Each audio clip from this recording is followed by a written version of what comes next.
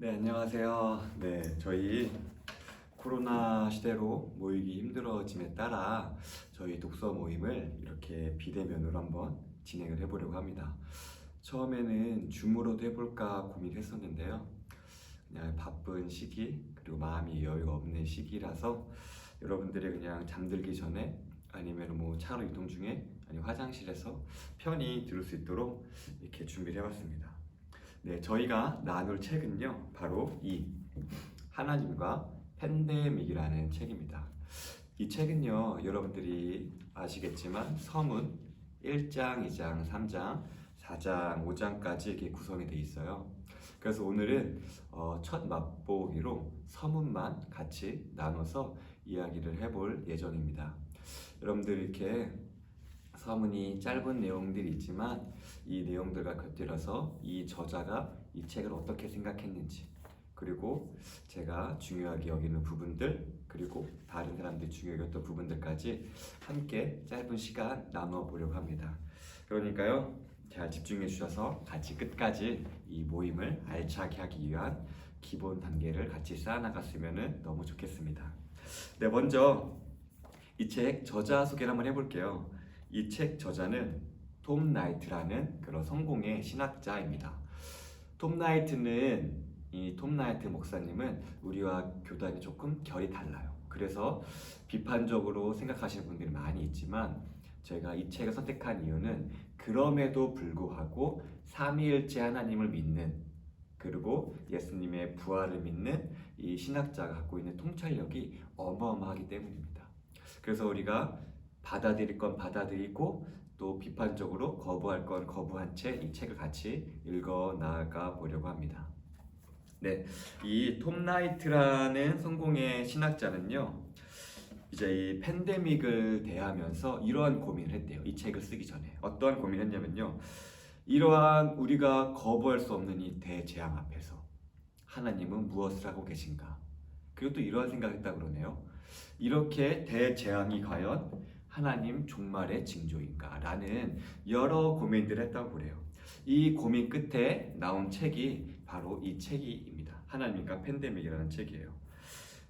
톰 나이트 신학자의, 성공의 신학자의 중점 생각은 이거였어요. 이 책을 쓰면서 무슨 생각을 했냐면요, 이러한 고통과 우리가 대응할 수 없는 이러한 팬데믹이라는 상황 가운데서 이러한 것들이 과연 예수님의 가르침과 어떻게 수렴이 되는가라는 질문을 가졌다고 그래요.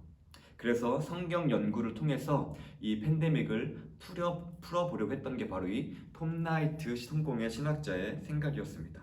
그래서 그는요, 여기서 선지서, 욥기, 그리고 사복음서를 통해서 이 예수 그리스도를 통하여서 이것을 어떻게 살펴봐야 될 것인가 라는 고민을 했다고 합니다.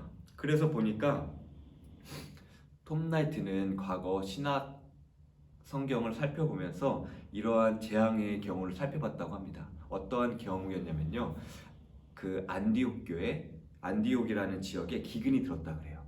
그랬을 때 그 초대교회 사람들의 반응은 어땠을까요? 그들이 죄를 지었나? 이것이 하나님의 심판인가? 하나님의 마지막 때인가? 라는 생각을 했을까요? 아니요, 이들은 그런 생각을 하지 않았다 그래요.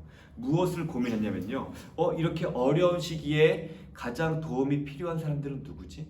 그리고 이 일을 해결하기 위해서는 누구를 보내야 되는 게 가장 옳은 것이지? 라는 것들을 질문했다고 합니다. 좀 우리의 생각과 다르죠? 성경은요, 이렇게 얘기해요. 시편에서 말하는 애통함, 그리고 예수님께서 그 나사로의 무덤 앞에서 울었던 그 애통함, 그리고 로마서 8장에 나오는 성령께서 탄식함을 위해서 기도하신다는 그 탄식을 우리가 공유해야 된다는 거예요. 우리가 이제는 미루지 말고요, 그 애통함으로 우리가 돌아가야 된다는 것을 지금 톰 나이트는 이렇게 팬데믹과 비추어서 얘기하고 있습니다. 또한 톰 나이트는 이렇게 얘기해요. 우리가 자동 반사적으로 우리를 반응해서는 안 돼. 우리가 기도하는 마음으로 우리가 머물러야 될 것은 남 탓하는 것이 아니라 누구 탓이야, 정부 탓이야, 중국 탓이야 라고 이렇게 남들에게 탓을 돌리면서 나는 아무런 잘못이 없다라는 것을 얘기하는 것이 아니라 우리가 기도 안에 머물면서 우리가 애통함에 머물러야 된다는 것입니다. 그리고 톰 나이트는 또 이야기합니다. 이를 통하여서 우리가 얼마나 무기력한 존재인지 알아야 된다. 동시에 우리가 무기력한 존재임을 인정하면서 기도함으로써 지금도 우리를 다스리시는 하나님께로 나아가야 된다. 그 하나님을 소망해야 되고 하나님을 바라봐야 된다. 그리고 이 과정 가운데서 하나님께서 우리가 상상하지 못하는 새 창조리를 이끌어 가신다고 톰 나이트는 이야기하고 있습니다. 공감이 되시나요? 그래서 우리는 이 책을 살펴볼 건데요.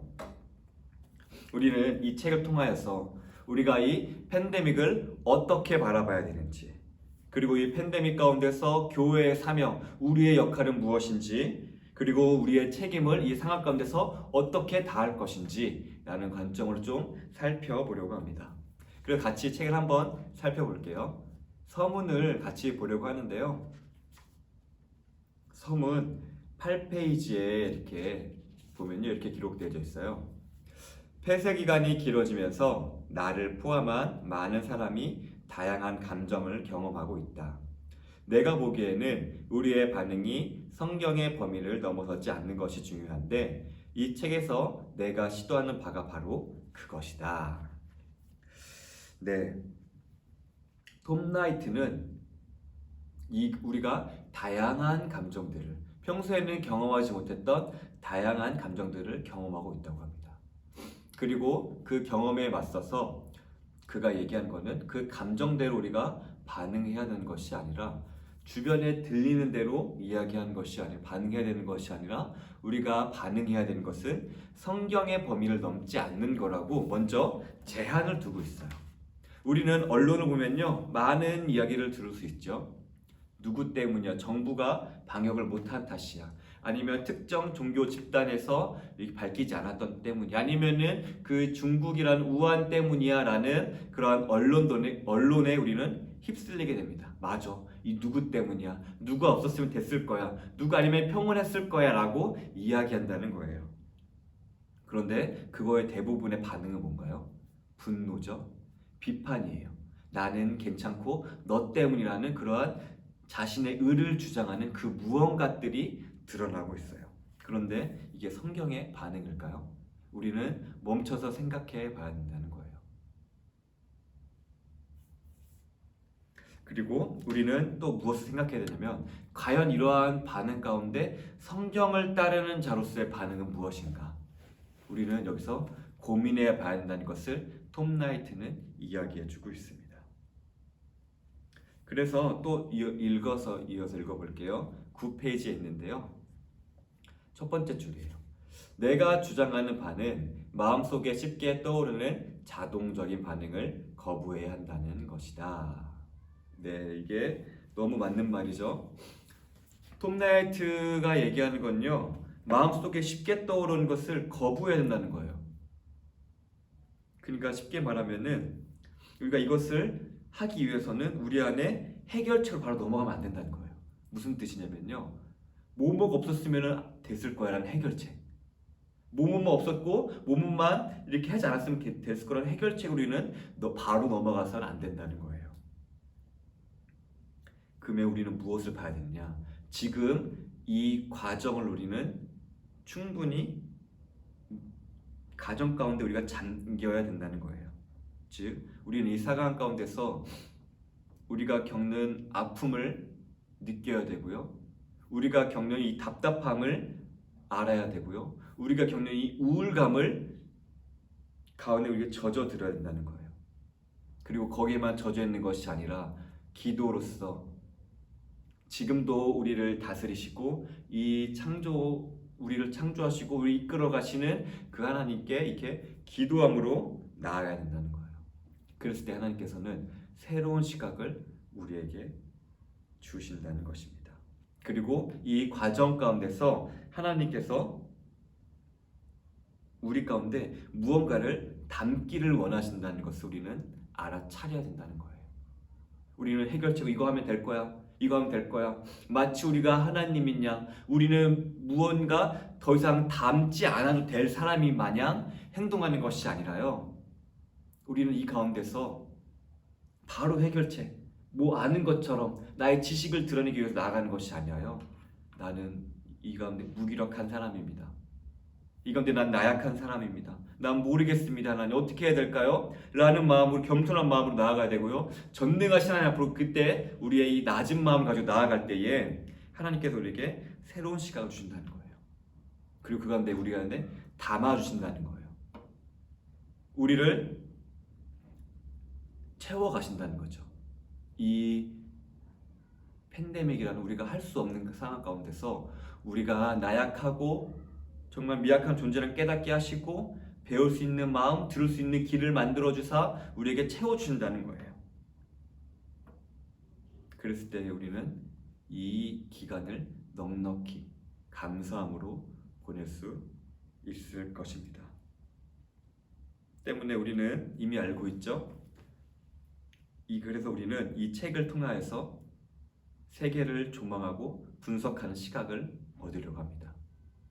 그리고 우리는 우리의 운명을 아는 자답게 여기에서 흔들리고 여기서 흔들리고 일희일비하는 것이 아니라 또한 이 상황 가운데서 하나님의 음성을 듣고 하나님께 무엇을 채우시려는지 알고 그것을 통하여서 이 시대에서 대안을 제시할 수 있는 것이 바로 우리 그리스도인이라는 것을, 우리의 사명이라는 것을, 우리 교회의 역할이라는 것을 알아야 된다는 것입니다. 그래서 우리가 이거를 통해서 함께 이 책을 읽어나가면서 우리의 역할과 우리의 책임이 무엇인지 확인하고 그 과정 가운데서 하나님께 기도를 쉬지 않으며 하나님의 뜻을 알아가고 하나님께서 우리를 무엇을 채우기 원하시는지 또한 그 자리에 우리가 갈 수 있는 그런 우리가 되기를 진심으로 소원합니다. 네, 이제 정리를 하려고 하는데요. 우리가 이 서문을 통해서 알 것은 무엇이냐면요. 우리는 감정적으로 대응하면 안 된다는 거예요. 우리가 바로 생각나는 대로 대응하는 것이 아니라요. 잠시 멈춰서 생각해 봐야 한다는 것이죠. 성경을 따르는 자의 반응은 무엇인가? 그랬을 때 우리의 나약함을 확인하고요. 전능하신 하나님을 바라보면서 하나님이 우리를 무엇을 어떻게 이끌어가기 원하시는지 알게 되고 그 가운데 하나님께서 우리에게 무엇을 담기 원하시는지 알아가는 그 과정이라고 정리하시면 될 것 같습니다. 네, 이렇게 해서 서문을 마쳤는데요. 이게 읽다가 궁금하신 것들이 있으면은 아래 댓글을 달아주시면은 다음 영상 때 참고해가지고 더 1강을 진행하도록 하겠습니다. 네, 그러면 우리 오늘은 서문은 여기까지 하고요. 다음 1강 때 뵙도록 하겠습니다. 감사합니다.